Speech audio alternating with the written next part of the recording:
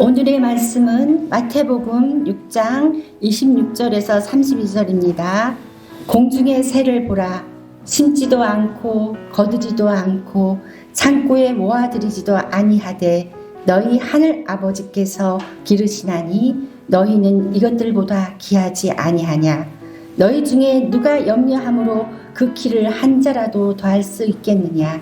또 너희가 어찌 이 복을 위하여 염려하느냐. 들의 백합화가 어떻게 자라는가 생각하여 보라.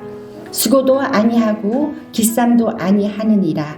그러나 내가 너희에게 말하노니 솔로몬의 모든 영광으로도 입은 것이 이 꽃 하나만 갖지 못하였느니라. 오늘 있다가 내일 아궁이에 던져지는 들풀도 하나님이 이렇게 입히시거든 하물며 너희일까 보냐. 믿음이 작은 자들아. 그러므로 염려하여 이르기를 무엇을 먹을까, 무엇을 마실까, 무엇을 입을까 하지 말라. 이는 다 이방인들이 구하는 것이라. 너희 하늘 아버지께서 이 모든 것이 너희에게 있어야 할 줄을 아시느니라. 아멘. 네, 여러분 만나뵙게 돼서 반갑습니다. 안 반가우세요?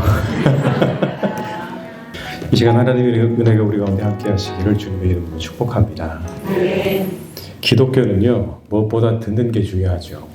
사실 듣는 게 참 중요합니다. 그래서 출애굽한 이스라엘 백성들에게 주셨던 하나님의 첫 말씀도 이것이었습니다. 들으라, 이스라엘아 들으라 라는 것이었거든요. 그러니까 기독교는 철저하게 듣는 종교죠.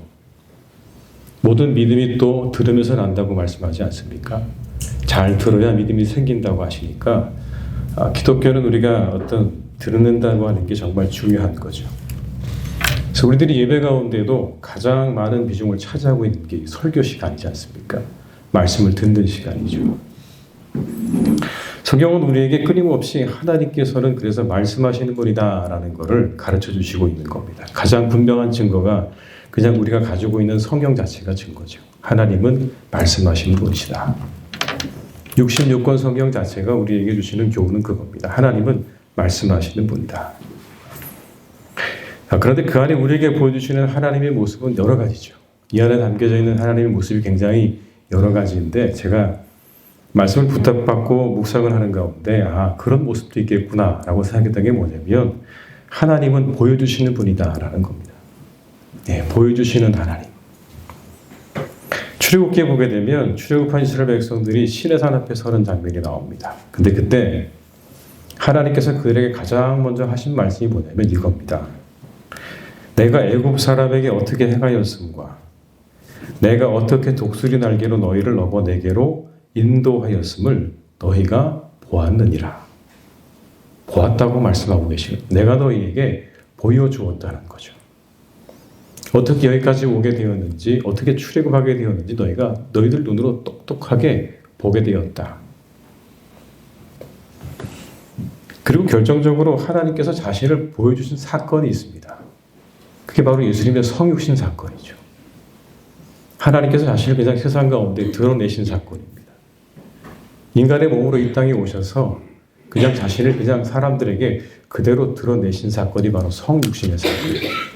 보여주신 겁니다. 철저하게. 그것을 요한은 이렇게 말씀하죠. 말씀이 육신이 되어 우리 가운데 거하심에 우리가 그의 영광을 보니 아버지의 독생자의 영광이요 은혜와 진리가 충만하더라. 여기도 이렇게 나옵니다. 우리가 그의 영광을 보니라고요. 보여주신 거예요. 하나님께서 철저하게.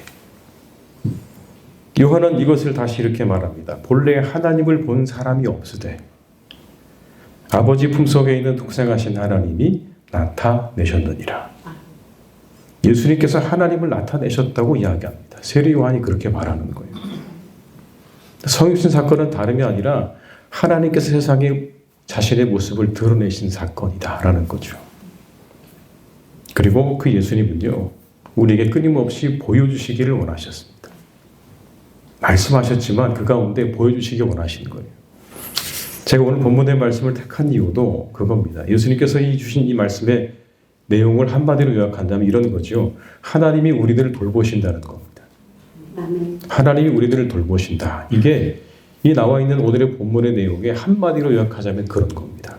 그런데 이 메시지를 전하시는 예수님 말씀이 철저하게 비유적이죠. 그런데 굉장히 그 내용 자체가 시각적입니다. 뭐라고 말씀하세요? 공중의 새를 보라. 심지도 않고 거두지도 않고 모아들이지도 않되 창고에 모아들이지도 않되 하나님께서 그것을 기르시니 너희들은 얼마나 더하겠느냐 이렇게 말씀하시잖아요. 들의 백합화를 보라 이렇게 말씀하시죠. 백합화를 보라. 수고도 하지 않고 길쌈도 하지 않는데 그 영광이 얼마나 대단하냐. 솔로몬의 입은 옷이 이 꽃의 영광 하나만 하지 못하다라고 말씀하지 않습니까? 근데 너희들은 왜 염려하냐고 말씀하시면서 철저하게 예수님께서 시각적으로 보여주고 계시는 거예요. 말씀을 들려주시는 것 같지만 오늘 예수님께서 보여주고 계시는 겁니다. 예수님의 말씀은 사변적이지 않으셨어요. 굉장히 실제적이죠. 그리고 철저하게 보여주시는 겁니다. 어떻게? 이런 비유들을 통해서 하나님의 말씀을 보여주고 계시는 거예요. 우리가 사순절을 지내고 있는데요. 이 사순절 기간 가운데 우리가 주님의 고난과 죽음을 묵상하는데 그 가운데 우리가 하는 하나의 예식이 있죠. 그게 뭡니까, 여러분? 성찬식이죠. 아마 모든 교회들이 이 기간에 어느 때가 되었든지 분명히 성찬식을 한 번쯤은 다 하실 거라고 저는 생각을 해요. 그때 우리가 먹고 마시는 포도주와 떡이 뭘 의미하는 거죠? 포도주는 예수님의 피를 상징하는 것이고 떡은 예수님의 몸을 상징하는 거잖아요. 여러분 그것도 철저하게 보여지는 거죠. 그것도 이미지입니다. 그 안에 담겨져 있는 이미지를 우리가 보면서 예수님의 고난과 예수님의 그런 죽음을 기억하고 기념하는 것이죠. 이처럼 하나님은 끊임없이 자신을 보여주셨고 지금도 보여주고 계신다는 겁니다. 하나님이 누구냐고 물으신다면 하나님은 자신을 보여주시는 분이시다. 우리에게 보여주시는 분이신 겁니다. 근데 본다는 게 얼마나 중요한 일입니까?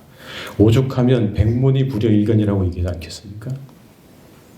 우리가 무엇을 본다는 건요, 영향을 받는다는 의미입니다. 철저하게 영향을 받죠. 자극을 받는 거죠.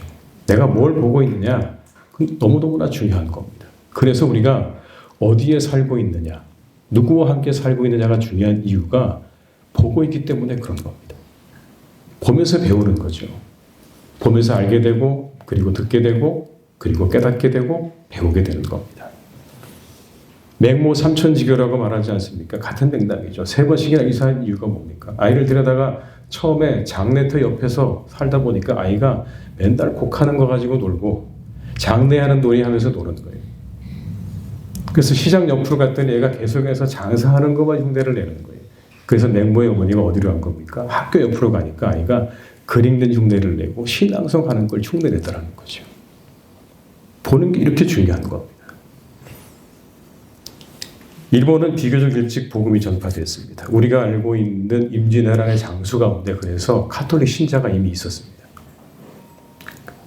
임진왜란을 일으켰던 도요토미 히데요시가 정권을 잡은 후에 이 히데요시가 각지의 다이묘들, 그러니까 지방의 영주들을 그들의 세력이 성장하지 못하도록 했던 일 중에 하나가 뭐냐면 선교사들을 추방한 일입니다. 그렇게 이방의 세력들과 함께 거래를 해서 힘을 키우고 자신을 대적하지 못하도록 선교사들을 추방을 하고 그리고 그리스도인들을 박해하고 죽이는 일이 그가 했던 일입니다. 그래서 1597년에 이미 일본에서는 그리스도인들에 대한 박해가 있었습니다. 모든 그리스도인들을 다 잡아서 한꺼번에 다 죽이는 일이 있었죠. 그렇게 대대적인 박해로 그리스도인들이 사라진 것처럼 보였는데 사라지지 않았다는 겁니다. 250년 후에 그들이 다시 나타났습니다. 보이는 족족, 밝혀지는 족족 그들을 다 죽였는데 250년 후에 그들이 다시 나타나는 일이 있었어요. 그들을 가리켜 뭐라고 불렀냐면 이렇게 불렀습니다. 카쿠레 키리스탄, 숨은 그리스도인이라는 뜻입니다. 숨겨진 그리스도인. 일본 에도 시대의 어떤 그런 가혹한 박해로 인해서 음지로 숨어들었던 세대를 거듭해서 비밀리의 신앙생활을 계속해서 이어오다가 결국 드러난 사람들을 가리켜서 그렇게 부르는 겁니다. 숨은 그리스도인들. 언제 드러났냐면 1865년에 드러났습니다. 1597년에 박해를 시작으로 사람들이 다 사라졌는데 1865년에 갑자기 그리스도인들이 나타난 겁니다. 그 당시에 나가사키에 오우라 천주 교당이라는 곳이 세워지게 됩니다. 그리고 거기에 누가 오냐면 베르나르 푸티장이라고 하는 그런 신부님이 주임 신부로 오게 됩니다. 그가 그곳에 와서 열심히 선교 활동을 했어요. 그런데 아무런 반응이 없습니다. 그리고 몇 년 후에, 그로부터 몇 년 후에 250년간의 박해를 피해서 숨어있던 그리스도인들이 나타나서 그의 앞에서 신앙을 고백하는 겁니다. 우리도 그리스도인이라고 그렇게 고백을 하는 거예요. 놀라운 일이죠. 그래서 이걸 가리켜 뭐라고 얘기하냐면 신도 발견 사건이라고 부릅니다. 250년 만에 사라진 줄 알았던 신도들이 다시 나타났다. 그래서 신도 발견이에요. 시간이 지나서 일본의 작가인 엔도 슈사쿠, 그럼 잘 아시는 침묵이라는 책을 쓴 엔도 슈사쿠가 이 오우라 천주당에 있는 부설 박물관에서 후미에를 보고 충격을 받게 됩니다.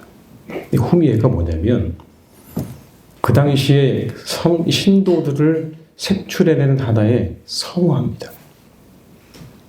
주로 어떤 거냐면 예수님께서 십자가에 못 박히신 그 십자가를 앞에 두고 밟으라고 이야기하는 겁니다. 밟고 지나가라.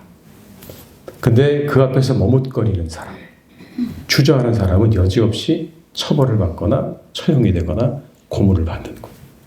그걸 가리켜서 후미에라고 불렀어요. 근데 하도 사람들이 그 후미에를 밟아서 그게 새카맣게 변해 있는 거예요. 그걸 보고 이 엔도 슈사쿠가 충격을 받게 되는 거예요. 거기에서 영감을 얻어서 쓴 책이 뭐냐면 바로 침묵입니다. 그 내용이 이거죠. 하나님은 우리를 방관하지 않으셨다는 거예요. 250년 동안 모든 것들이 다 사라진 줄 알았는데 하나님은 방관하지 않으셨다. 우리와 함께하고 계셨다.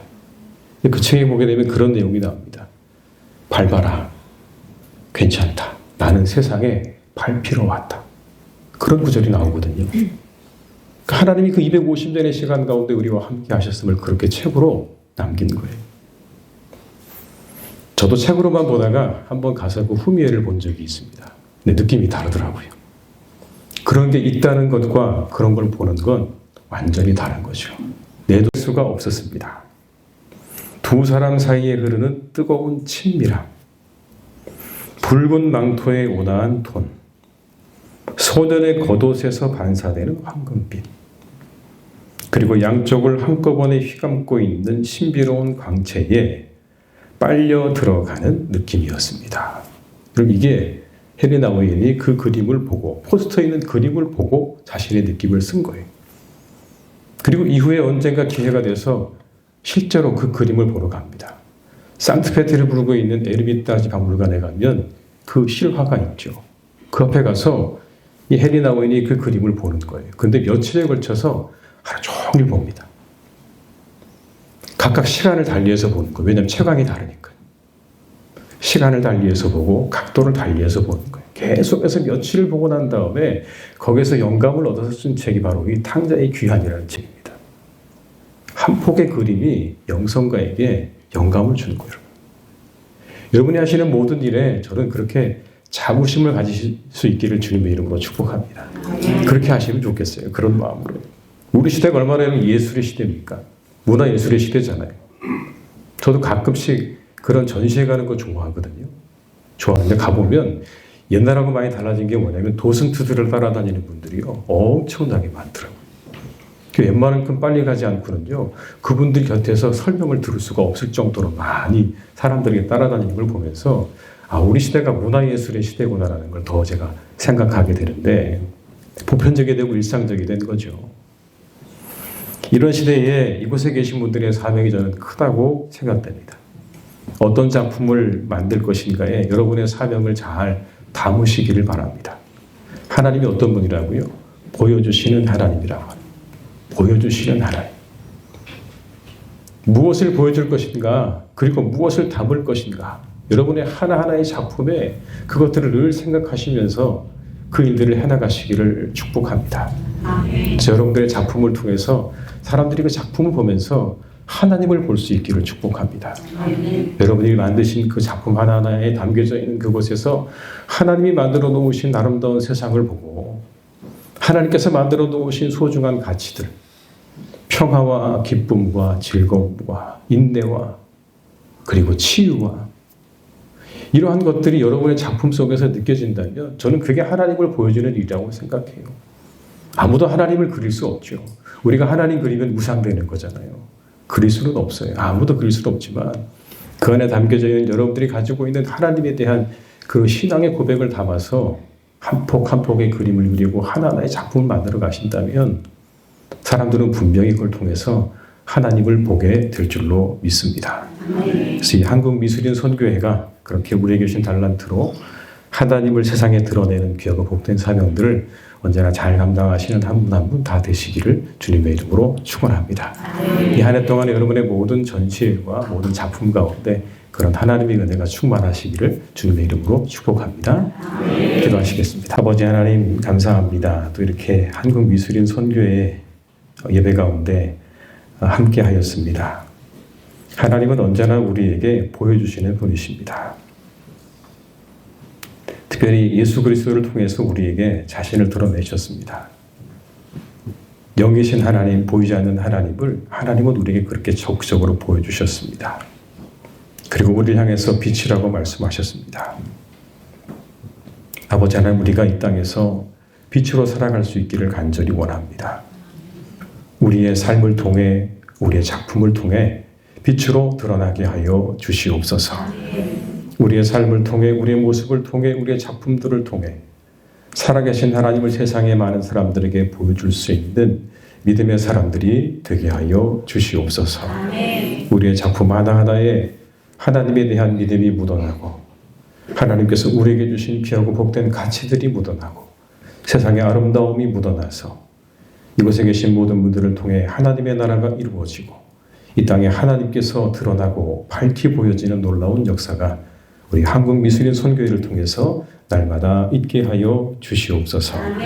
이 한 해 모든 전시회 가운데 함께해 주시고 우리 모든 분들의 작품 가운데 함께 하셔서 우리 한국미술인 선교회를 통해서 많은 이들의 가슴 가운데 하나님이 깊이 새겨지고 만나게 되어지는 놀라운 역사가 있기를 간절히 기도하오니 주님께서 축복하시고 함께하여 주시옵소서. 모든 것을 주님께 의탁드리옵고 예수님의 이름으로 기도드립니다. 아멘.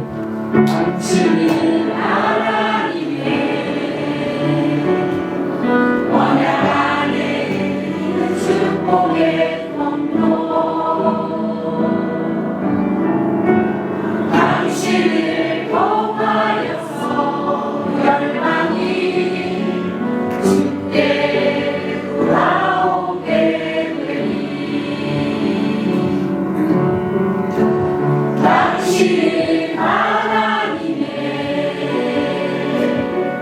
언약 안에